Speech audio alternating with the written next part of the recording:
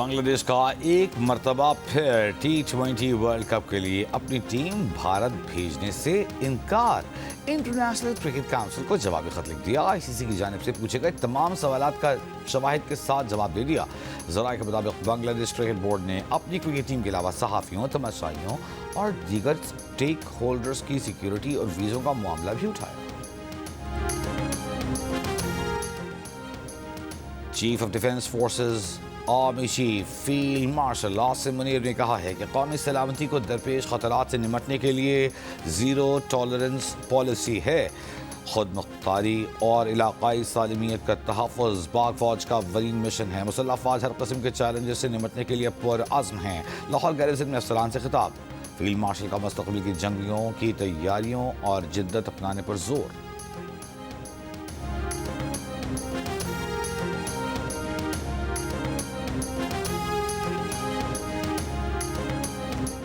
Year chief marshal Zaheer Ahmed Babar Sidhu کی royal Saudi فضائیہ کے commander lieutenant general Turki bin Bandar bin Abdulaziz اور Saudi chief of general staff general Fayyad bin Hamid Alruwaili سے ملاقات۔ مشترکہ تربیت، آپریشنل تعاون، پیشہ ورانہ مہارتوں کے تبادلے سے روابط کے فروغ پر اتفاق۔ وزیر اعظم شہباز شریف کی کوئٹہ آمد، گورنر شیخ جعفر مندوخیل وزیر اعلیٰ سرفراز بگٹی نے استقبال کیا۔ وزیر اعظم کی گورنر بلوچستان جعفر مندوخیل سے ملاقات، وزیر اعلیٰ سرفراز بگٹی کی بھی شرکت۔ گورنر نے وزیر اعظم کو بلوچستان میں جاری ترقیاتی منصوبوں اور ان پر پیش رفت سے آگاہ کیا۔ وزیر اعظم کو گورنر ہاؤس آمد پر گارڈ آف آنر پیش کیا گیا۔ بھارت کا دہشت گردی پر من گھڑت بیانیہ اور پاکستان کے خلاف جارحیت حقائق کو نہیں چھپا سکتے۔ بھارت خطے میں امن میں مسلسل خلل ڈالنے والا کردار ادا کرتا رہا ہے۔ ترجمان دفتر خارجہ کی بریفنگ۔ کہا بھارت نے بیرون ملک ماورائے عدالت قتل کی، ہمسایوں کے اندرونی معاملات میں مداخلت کی۔ ترجمان کا کہنا تھا کہ پاکستان کا مطالبہ ہے کہ افغان سرزمین پاکستان کے خلاف استعمال نہ ہو۔ افغان حکام کی تحریری یقین دہانیوں کے بغیر دہشت گردی کا مسئلہ حل نہیں ہو سکتا۔ وزیر داخلہ محسن نقوی کا چین میں بیجنگ پولیس کالج کا دورہ۔ بیجنگ پولیس کی پیشہ ورانہ مہارت اور تربیت کے شاندار معیار کو سراہا۔ محسن نقوی نے کہا کہ نیشنل پولیس اکیڈمی کے تمام ASPs ایک ماہ کی ٹریننگ کے لیے بیجنگ پولیس کالج آئیں گے۔ وزیر داخلہ نے ڈرائیونگ ٹیسٹ کی جدید سیمولیشن مشینز چلائیں۔ وزیر داخلہ کا بیجنگ پبلک سیکیورٹی کے پاسپورٹ بیورو کا بھی دورہ، پاسپورٹ بنانے اور امیگریشن سسٹم کا جائزہ لیا۔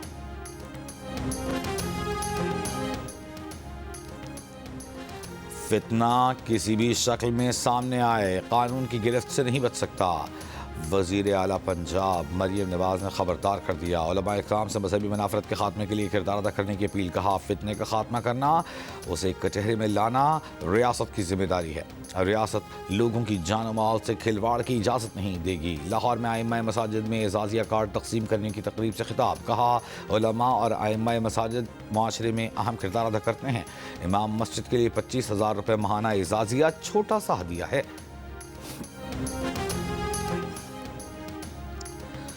ڈائیلاگ کمیٹی کو چاہیے کہ PTI قیادت سے پہلے مینڈیٹ حاصل کرے۔ اگر مینڈیٹ مل جائے تو حکومت مذاکرات کے لیے تیار ہے۔ وفاقی وزیر برائے پارلیمانی امور طارق فضل چودھری کی PTI کو ایک بار پھر مذاکرات کی پیشکش۔ کہا مذاکرات سیاست کا دوسرا نام ہے۔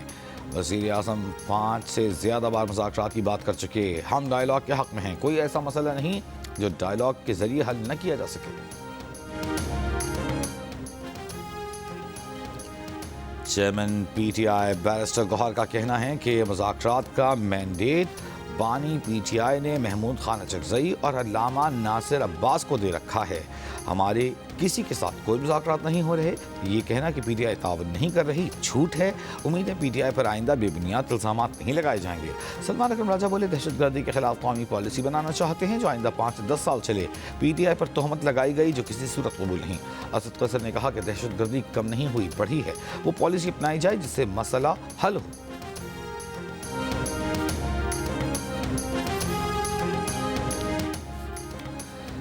تحریک تحفظ آئین پاکستان کا لاہور میں سیاسی سرگرمیاں شروع کرنے کا اعلان۔ محمود خان اچکزئی اور علامہ راجہ ناصر عباس کی قیادت میں قافلہ GT روڈ لاہور کی طرف روانہ ہوا۔ پاکستان سپر لیگ میں 2 نئی ٹیموں کی شمولیت، اسلام آباد میں اسٹیج سج گیا، تیاریاں مکمل، نئی ٹیموں کی بولی لگنے میں بہت تھوڑا وقت باقی۔ اسلام آباد کا جناح کنونشن سینٹر رنگ برنگی روشنیوں سے جگمگا اٹھا۔ تقریب میں آنے والے بیڈرز اور معزز مہمانوں کا ریڈ کارپٹ استقبال کیا جائے گا۔ تقریب جیو سپر سے براہ راست نشر کی جائے گی۔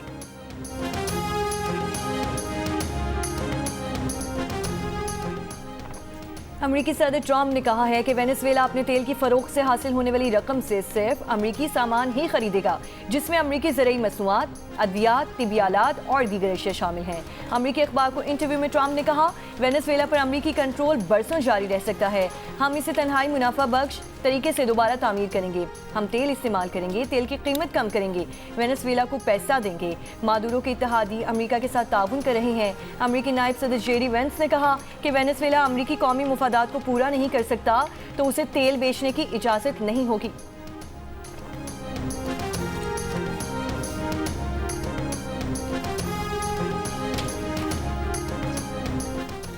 امریکہ نے بحر اوقیانوس میں روسی پرچم والا آئل ٹینکر قبضے میں لے لیا۔ روس کا شدید احتجاج، امریکی حرکت کو بحری قزاقی قرار دے دیا۔ کہا روسی آئل ٹینکر بین الاقوامی پانیوں میں تھا، جہاز پر موجود روسی عملے کی حفاظت اور ان کی روس واپسی یقینی بنائی جائے۔ اطلاعات کے مطابق امریکی کارروائی کے اطراف میں روسی بحریہ کے جہاز اور آبدوزیں بھی موجود تھیں۔ امریکی ملٹری کمانڈ نے دعویٰ کیا ہے کہ آئل ٹینکر کو امریکی پابندیوں کی خلاف ورزی کرنے پر قبضے میں لیا گیا۔ برطانوی وزارت دفاع نے اعتراف کیا کہ روسی جہاز پر قبضے میں برطانیہ نے بھی امریکہ کی مدد کی۔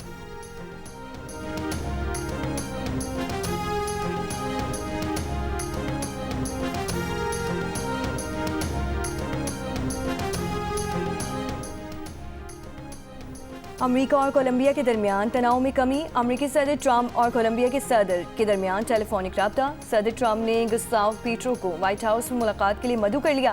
ٹرمپ نے سوشل میڈیا بیان میں کہا کہ پیٹرو کے ساتھ تعلقات منشیات کے خلاف جنگ اور دیگر اختلافات پر بات کی اور ان کی بات چیت خوشگوار رہی۔ انہوں نے کہا کہ وہ قریب مستقبل میں وائٹ ہاؤس میں ملاقات کے منتظر ہیں۔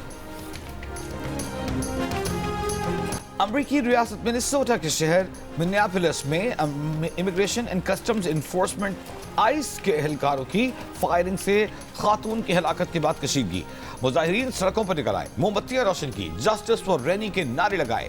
منیاپولس کے میئر جیکب فری نے ٹرمپ انتظامیہ کے دفاع کے موقف کو مسترد کر دیا۔ کہا ویڈیو شواہد حکومت کے موقف کے برعکس ہیں، امیگریشن اینڈ کسٹمز انفورسمنٹ کو فوری طور پر شہر چھوڑ دینا چاہیے، جبکہ وفاقی حکام کا کہنا ہے کہ خاتون نے اہلکار کی گاڑی روک کر ایک افسر پر گاڑی چڑھانے کی کوشش کی۔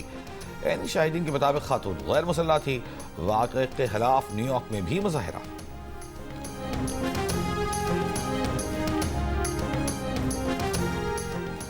ایران میں مہنگائی کے خلاف پرتشدد مظاہرے جاری ہیں۔ مظاہرین کی فائرنگ سے 2 اہلکار جاں بحق اور 30 افراد زخمی ہو گئے۔ ایران میں 28 دسمبر سے جاری مظاہروں میں اموات کی تعداد 38 ہو گئی۔ 2200 مظاہرین گرفتار کیے جا چکے۔ لردگان میں دکانداروں کے احتجاج کے دوران ہتھیاروں سے لیس عناصر نے پولیس پر پتھراؤ اور فائرنگ کر دی۔ گورنر کے دفتر اور کئی دیگر سرکاری عمارتوں کو نقصان بھی پہنچایا۔ ایران کے سرحدی صوبے شمال خراسان کے شہر بشنورد میں دکان کو آگ لگا دی گئی۔ ایرانی صدر نے سیکیورٹی فورسز کو مظاہرین کے خلاف کریک ڈاؤن نہ کرنے کا حکم دے دیا۔